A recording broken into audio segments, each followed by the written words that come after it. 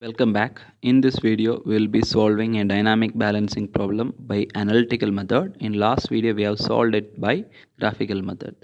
We are having the same problem, shaft having three unbalanced masses from the given data in the question. We will have to find those two balancing masses which are coming in the balancing planes. You can read the entire data and you can draw the configuration diagram which will be shown like this. 0.8 meter long shaft between bearings, three unbalanced masses coming in planes A, B and C whose mass, radial distance as well as angular orientation with respect to the reference axis, which is the horizontal line. Light blue line is also shown, and here we are having the balancing planes are named as BP1 and BP2, where two balancing masses are to be added so that the entire system is in complete balance. Complete balance means static as well as dynamic balance. The corresponding distances are given. So for doing the dynamic analysis, we will have to select a reference axis as well as reference plane. Reference axis is the horizontal line, light blue line, and reference plane will be selected as one of the balancing plane. Here balancing plane 1, BP1 will be selected as the reference plane, and all the distances from other planes to reference planes will be measured, and which are given as L1, L2, L3 and LB2. See in this here the centrifugal forces are also shown in this diagram, which are mr omega square. And in analytical method we will be considering, we are not knowing actually the position or values as well as orientation of this balancing masses. So we'll be assuming the balancing masses are in their plane at some angle as well as they are having some mass.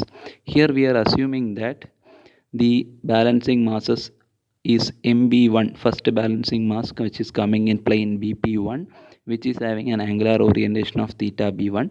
Similarly, MB2 is the balancing mass coming in plane 2, second balancing plane, with an angular orientation of theta B2, and their radial distance are respectively RB1 and RB2. We will be solving for MB1 theta B1, MB2 theta B2 analytically. The values of RB1 and RB2 are given. So how we can solve it analytically? We will be looking for both force balance as well as moment balance. Force balance means this balancing masses as well as unbalanced masses will be creating centrifugal forces, which is given by mr omega square, and we will be neglecting that omega square term. Then we will be having the vector mr, and you will be resolving it along x and y direction. Then you will be having cos and sine components. Then we have sigma fx equal to 0, for which sigma mr cos theta plus mb1 rb1 cos theta b1 plus mb2 rb2 cos theta b2 equal to 0, where sigma mr cos theta is actually m1 r1 cos theta 1 plus m2 r2 cos theta 2 and so on. Similarly, you can apply force balance for y direction, and also we have to apply moment balance for solving. Moment balance means we will be taking moment about the reference plane, and the moment will also be having two components x and y, which will be sigma mx equal to 0 and sigma my equal to 0, and you can see the expanded expression here. Here we have to solve for mb1 theta b1, mb2 theta b2. Four unknowns are there and four equations are there. We have to solve it simultaneously. Before solving these equations, we require some data, and that data will be tabulated in this table. This is actually an extension of the table used for graphical method. Here we will be adding four more extra columns which are required for that sigma fx, sigma fy, sigma mx, sigma my equal to 0. So here first planes are given, different planes are named, masses are named, radial distance are given. You will be finding product of m into r. Distance from reference plane is also shown for all plane. Product of m into r and l is shown, and angle with the reference axis is shown. Next, you will be finding mr into cos theta for each term. Mr column is there, and theta value is also, theta column is also there. Then you will be finding mr into cos of that theta. For then example, for plane A, mr is 0.3 and theta is 45. Then you will be getting mr into cos of 45, which you will be getting 0.211. Similarly, you will be filling the entire column. for the MR cos theta for last balancing mass, you will be getting MB2 RB2 into cos theta B2. Similarly, you will be filling the next column, which is MR sin theta, and next two columns are for moment, sigma mx and sigma my. You can fill this one, and for example, for the balancing mass, you will be getting a moment of 0.65 MB2 RB2 is MRL into cos of theta B2. Similarly, you can fill the entire table. Now you will be applying these values to the conditions, force balance as well as moment balance. We will be applying moment balance because the number of unknowns involved in moment balance is only one, so you can find that variable. So sigma mx equal to 0, which is sigma mrl cos theta plus balancing mass cos component plus the equal to 0. So if you are substituting the values of sigma mrl cos theta, you can obtain from the previous table, and here lb1 is actually 0. It is the distance from reference planes to the first balancing plane. Since balancing plane is taken as the reference plane, lb1 will be 0, and you can substitute all other values. Then you will be getting this equation, which is the first equation. Next, you will be applying the moment balance for y direction, sigma my equal to 0. You can simplify this one based on the data taken from the table, then you will be getting these two equations. So these two equations can be solved simultaneously to obtain the values of mb2 and theta b2.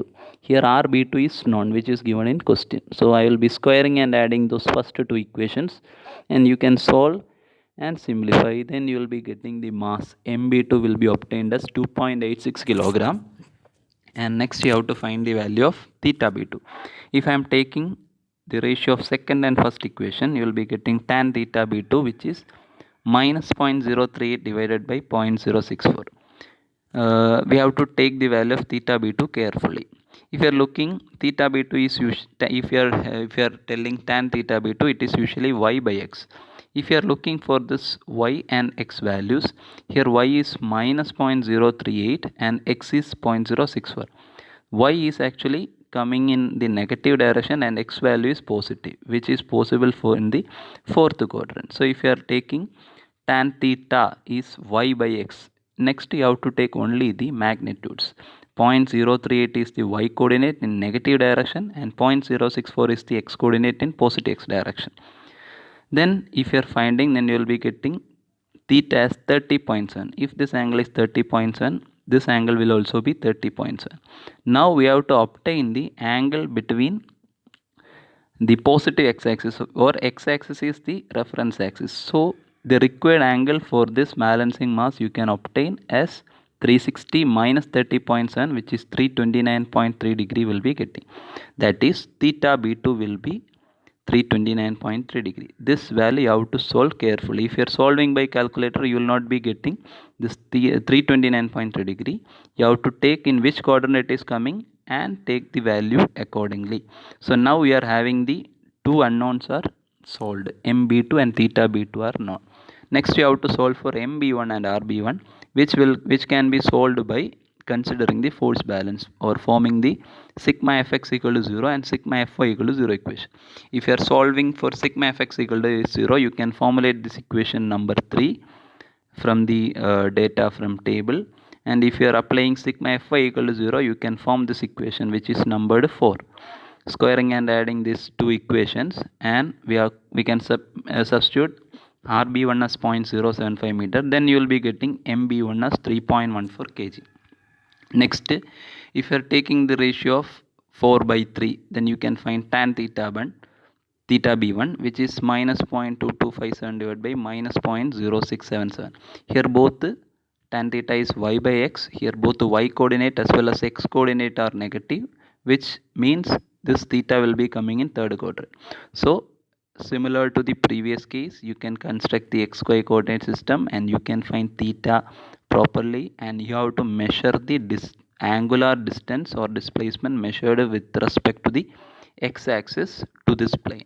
So if you are finding it properly, you will be getting theta b1 as around 253 degree. So now you are having mb1, mb2, theta b1, theta b2 completely. Their radial distances were given in question. Now the problem is solved completely. So in order to have the